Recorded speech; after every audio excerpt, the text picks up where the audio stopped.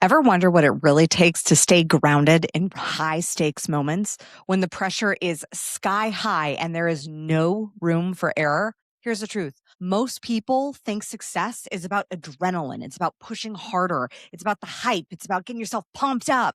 But what if the key to peak performance is actually neutrality? In today's episode, we're pulling high performance strategies straight from the sky and literally into your leadership strategy. What can we learn about mindset, preparation, and presence from the man who scaled the side of Taipei 101 with no ropes? Because here's the paradox. The higher you climb, whether it's in your business or the more visible you get, or your next income level, the calmer you actually must become, the more neutral about your achievements you actually become. And when you're raising a family and building an empire and climbing your own metaphorical skyscrapers, because I know I'm not trying to scale the side of a building, that level of presence isn't just powerful, it's necessary. It's a necessary component to be able to stand your ground and stay grounded the higher you climb. I'm Kimberly Spencer, subconscious strategy queen, master mindset coach, TEDx speaker, and the founder of Crown Yourself. And we help sovereign leaders, visionary entrepreneurs build empires from the inside out. With 20 years of entrepreneurship and a decade of subconscious reprogramming coaching, I have helped 6, 7, 8, and 9-figure entrepreneurs rewrite their stories internally to project a more congruent external story within their brand, their business, and their life. So they literally create a body, business, and a life that rules. This podcast, Crown Yourself, is here to help you create the why behind your rise, to embody a higher frequency of leadership, and to manifest success that feels good on the inside and also looks good on paper. So if you're ready to once again rise with full presence, then stay tuned for this episode and be sure to subscribe so you never miss a moment. So I watched Alex Honnold's Skyscraper live and was in awe, not only because I'm silently thinking, oh my God, this could be my 4-year-old because he literally free soloed the laundry door frame 9 feet up by himself and goes, look, mommy. And his first sentence was, I climb. So I've been exploring just to kind of prepare my nervous system, the world of climbing, free soloing through various National Geographic docuseries. And of course, I wanted to see the infamous now Ascent of Alex Honnold's Skyscraper live, because what he did was quite literally earth shattering to most people. He was very present, and watching this hour and a half climb was like a masterclass in self leadership and self determination. It really hit me that this is exactly what high level entrepreneurs do. They don't hype themselves up, they prepare, they show up with full presence, and they don't chase adrenaline. They're not chasing some drama. They're trusting the process, and they've built a skill set of mastery. Today, I'm sharing the 7 benefits that I think we can all take away and apply to our lives, even if we're not planning on scaling a giant building. Lesson number 1, neutral is the new peak state. So when you watch Alex climb, it is this dance. He wasn't euphoric. He wasn't terrified. He was really calm. And actually what struck me was his wife was saying that that was actually really important in his preparation before going on. So he's very dialed into what his mindset is. He's not, she said she couldn't be too amped up. Like she couldn't be like, hey, you can do it, rah, rah, rah. And she also couldn't be like, oh my gosh, this is terrifying. The wind is so high and all that. She said, you just have to be neutral. And that really struck me with so many leaders and so many experiences that I've had with, the raw motivation. And I think that was a very popular trend in the coaching industry. And I'm all for like dancing and getting excited and playful, like hyping yourself up. But in the day to day, we want to look at what is our natural state. The neutrality is an incredibly powerful state to have. If you think about it, when you want to move away from something, like away from fear of poverty, away from failure, there's negativity and there's negative energy attached to that wanting to move away from that thing. Same with if you really want to move towards something positive. If you're like, this is my $1 million year, I'm going to go for it. Yeah, there's only so much that you can actually operate on that level of adrenaline. And that's where burnout comes from when you're just pushing, pushing, pushing, pushing, and you're operating this high level of adrenaline. And that was actually the second leadership principle that I took away was adrenaline means something's off. Like that was something that one of the three hosts, she was a climber. Her name was, I think it was Emily. And she said, if he's feeling adrenaline, something has gone wrong. Peak performance is a practice of preparation. It's not a thrill seeking high. And a lot of entrepreneurs are actually drama queens. Sorry, I got to out you. I was too, because you can be addicted to the drama in your business rather than committed to the mastery of mastering the systems that are required for the ascent. So if you look at the preparation that Alex has, he has a preparation with his body, a very intense preparation. Even my kids, when we were watching it together, because I watched it one day and then we watched it again together. And my kids turned to my husband and they're like, Daddy, can you get buff like that? And Spike was like, oh my gosh, I would love that. And that is a full intense practice of like, that's his profession. But if your profession is entrepreneurship, if your profession is building a business, a lot of times what happens is we don't honor the systems that we have and to build that sustainability. And when you think of the system of like a body of an elite athlete, they train that system, they prepare that system. The problem is entrepreneurs don't treat their businesses like an elite athlete. They treat their businesses like they're kind of winging it. Like, as I joke with many of my clients who come to me and they have some systems in place, but they really need to build in more structure, more systems. Actually, the higher you climb, the more systems and control you actually need, an agency of those systems, which if you think of the body, when you see an elite climber like Alex climbing the building, he's got so much epic control over the tiny little micro muscle movements in his body. Do you have control, agency, and systems that are functioning to the micro level and at the macro level? This is where the power of really looking at, are you addicted to the drama? And what I mean by the drama is so many entrepreneurs say like, I want the freedom, but to have freedom, you truly have to have a greater level of responsibility. To have freedom, you have a structure. For an elite climber, their structure is their body, and he had to be in peak performance state to be able to achieve what he achieved. How is your business a peak performance engine? And the hard part is about a business is you're building systems from scratch. You're building systems that you normally have up here. But as most elite athletes will tell you, if you're in your head, you're dead.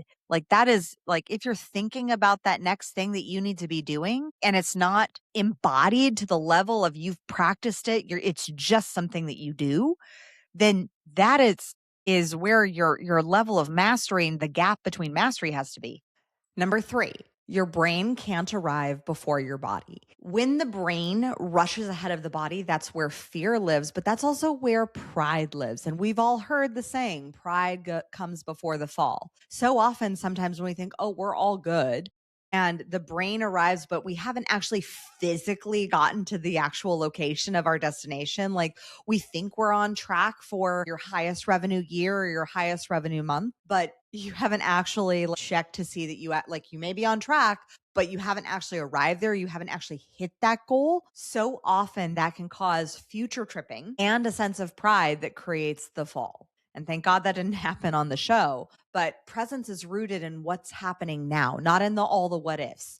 And I really learned this lesson in my e-commerce business, where my business partner and I, we would meet regularly and we would discuss the what ifs. We would discuss, all of the things where our brain would arrive to the destinations of all the possibilities, of all the success, of all the financial, outpouring of revenue that would come from the backstretching device that we were selling taking off, and from all these opportunities. And we would look and forecast at all these revenue models and all these things, but we actually hadn't yet hit those markers and we hadn't yet done the work. And that's where, when I work with a lot of leaders, sometimes they have the vision, but you have to ground it in reality. You have to ground it in what is the actual thing that's going on here. So you're not future tripping And you're also not trapped in Delulu land. Like, we're all good with visualizing and having that delusion of where we want to live and those next goals and where to work from,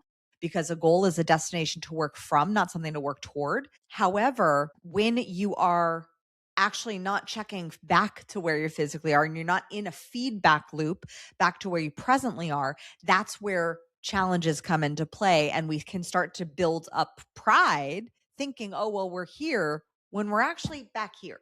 It's kind of like running a marathon and your brain arrives and thinks you're already done, but really you're only on mile 20. You still got 6 more miles to go. So how often are you future tripping instead of being present where your feet are and actually checking in? Okay, well, what are my numbers? What are my stats? Where am I actually? Because we can only move from where we actually are, not from where just we want to be. And we want to be able to have the dance of visualizing, forecasting, imagining, being in that space. And in fact, that's number 5 in one of the leadership lessons, was the power of visualization, which we will get to. But we want to be able to visualize, but we can't not acknowledge where we are presently. We have to be aware of, like, well, what is present in our reality?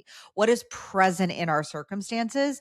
And what may need to change, alter, adapt so that we can get to that place. And we use our future self, we use that visualization, we use the successful outcome of where we want to be to inform where we are and the changes and action steps that we need to make now, presently.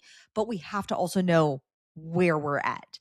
You have to know that you're at mile 20, not finishing the marathon at mile 26. Because when you're finishing the marathon at 26, you're already done. Your body can relax. It can kind of quit, in essence, because you finished.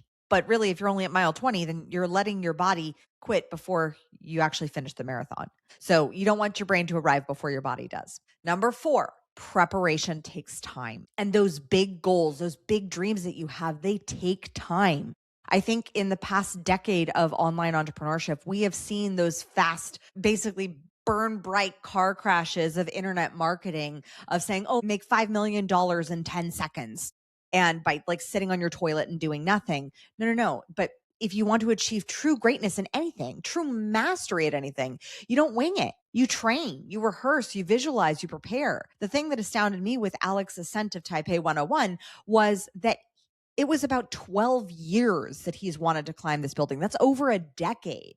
And then when it was go time, there was a level of preparation physically of what is the physical requirements that I need to have in place to achieve and be at that goal. So if we were to translate this into a business leadership lesson, what in your business needs intentional rehearsal before you leap? Like, maybe you need to, instead of operating as an LLC, filing as a sole prop, you need to have that intentional rehearsal of, okay, well, this is year we're going to shift into filing as an S corp. Maybe you need that intentional rehearsal of raising your prices and visualizing and practicing saying a higher number that's 3 times higher than your current contracted rate that your clients are at. Maybe you need more intentional rehearsal of raising those prices. Maybe you need more intentional rehearsal of doing more podcasts and getting more visibility. For example, I had one client come to me and she was like, Kim, you did your TED Talk in 3 weeks. She was like in a TEDx training of like how to do your TED Talk. And I said, yeah, I did my TED Talk in 3 weeks, but I've been on stage and preparing and performing since I was 10. So that's 25 years of theater and performance and public speaking experience that I have, so that when the time came that I only had 3 weeks to prepare, write, and deliver a TED Talk, I could prepare, write, and deliver the TED Talk. But I had to have 20 years of intentional rehearsal before that leap. So, do you have the vision for 12 years from now? And what are the intentional steps that you actually need to rehearse to get there? Number 5, visualize, visualize, visualize, visualize, and be present. Visualize is a part of the preparation. Leverage the power of your subconsciousness and your imagination. There is so much power that we have in our imagination, in imagining us being there, doing the thing, going for the goal, speaking on the big stage, landing the big podcast interview, signing the book deal. All of these things are practices in the imagination that you can practice visualizing, and you train your subconscious mind for success. You see, your conscious mind is the go-getter. Your conscious mind is the goal setter. Your unconscious mind is the goal getter. Your conscious mind says, we want to do this. Your subconscious mind goes, okay, here's all the reasons why. Here's all the ways we can make it happen.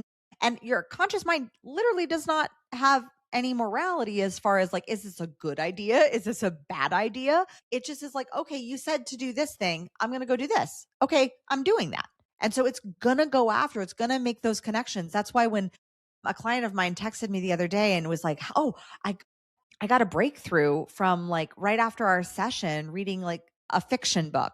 As I say with all my private clients, I'm not surprised. And I said, be prepared for more synchronicities to show up as you connect your conscious goals with your subconscious mind and you learn to trust your subconscious mind. The more you build that trust with your subconscious mind, the more you'll start to see synchronicities, as Carl Jung called it, show up in your everyday life that are like, how did that suddenly happen? Like, for example, landing a TED Talk during COVID in Australia, where we just happened to be one state away from the most locked down state on the planet. But in our state, it was pretty open and people were living life. You just couldn't leave the state, but you could still live life. And so when my intuition said, hey, try a TED Talk, like let's, play with that. And I just reached out to the few that there were. And I had a very interesting story being an American stuck abroad. So, but I had visualized having a TED Talk for 3 years. I had folders in my Google Drive about my big ideas that I would talk about.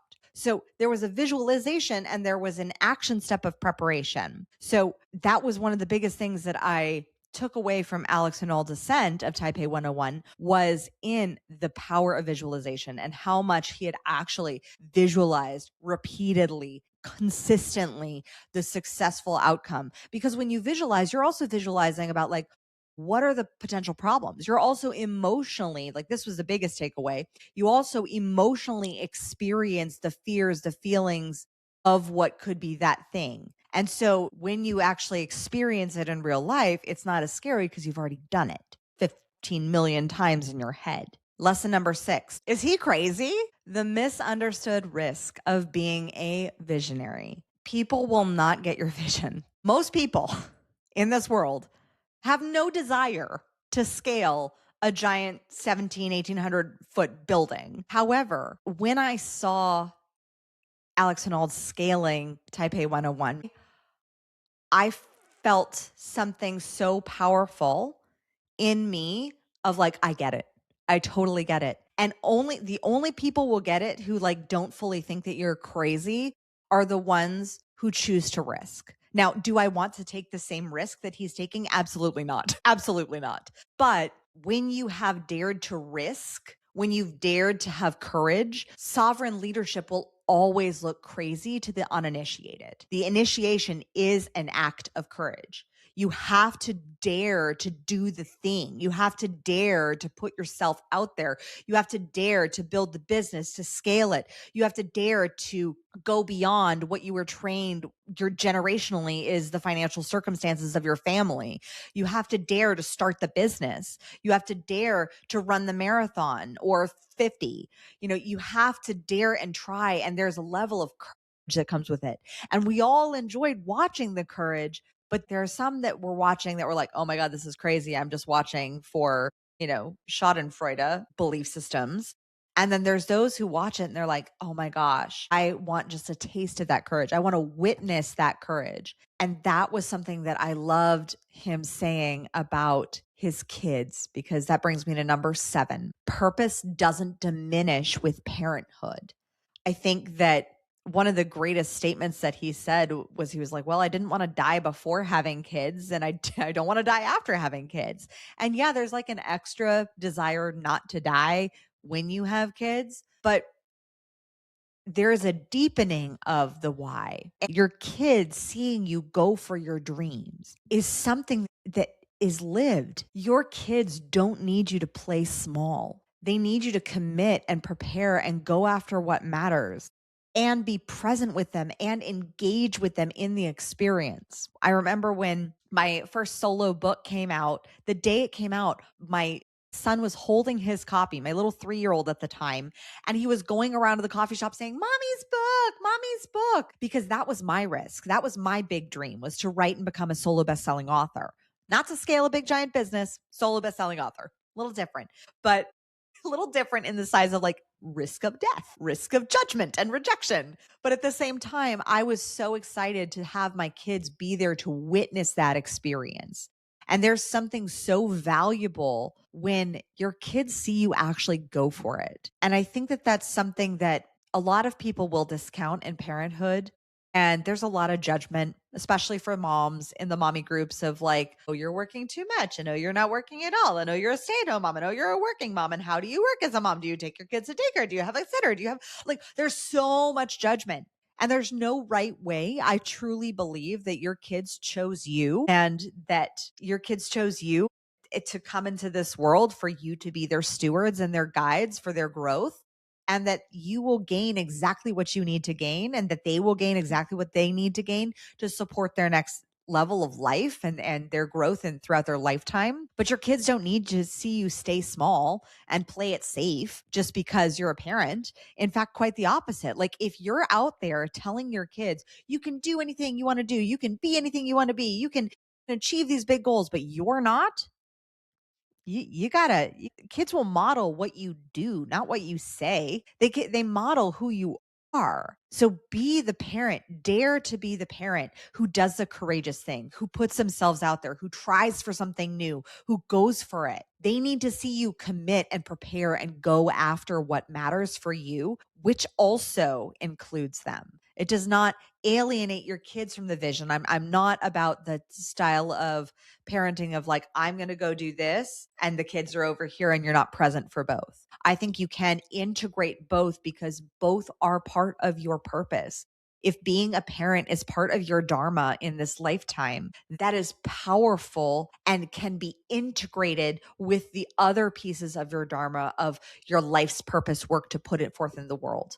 I deeply believe that my integration of both being an entrepreneur and being a parent it's holistic success. I wouldn't even consider myself a success if I didn't see my kids as being amazing, beautiful, whole, perfect beings. Now, does that mean they don't make mistakes? Of course they make mistakes. We're all human.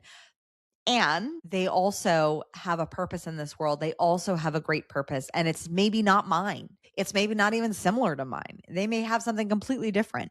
Courage is infectious. Courage is contagious in the most positive, powerful way. And it actually changes the frequency of consciousness when your kids see you daring to go for it. So I would encourage you to question, where can you step up and be a better leader for your family by going for your own dreams, by taking your own risks. Like I said, it might not be scaling a big giant building. I know it's not mine, but it may actually be putting that book out there, growing your business to actually getting to that $1 million goal and actually making it to that top 3% of female-owned businesses. It could be to going to, signing that big contract. It could be speaking on a gigantic stage in front of 50,000 people. It could be traveling the world solo. Whatever that dream is for you, leadership is about showing, not just telling people what they can do. So if you're done letting fear hijack your rise, and if you are ready to embody the calm, sovereign leadership that can scale empires, the collective is your space. We have created a monthly sanctuary for leaders committed to bold, body aligned action. Like we're talking courageous, consistent cadence of taking bold action week after week after week. We have created a container for a weekly cadence. So we get your pacing into taking that big, bold act of courage week after week after week after week. And imagine what could happen with 52 small, courageous practices. 52 weeks in a year. What could happen with 52 small, courageous, bold actions? What could that do for your business? One courageous conversation, one courageous offer that lands a giant contract, one courageous hand raise to someone, one courageous offer to help somebody in securing grant money, one courageous leap to do a brand photo shoot that you don't feel ready for, one courageous opportunity to get your book to bestseller. All of this is happening inside of the collective, where we collectively take one courageous action a week together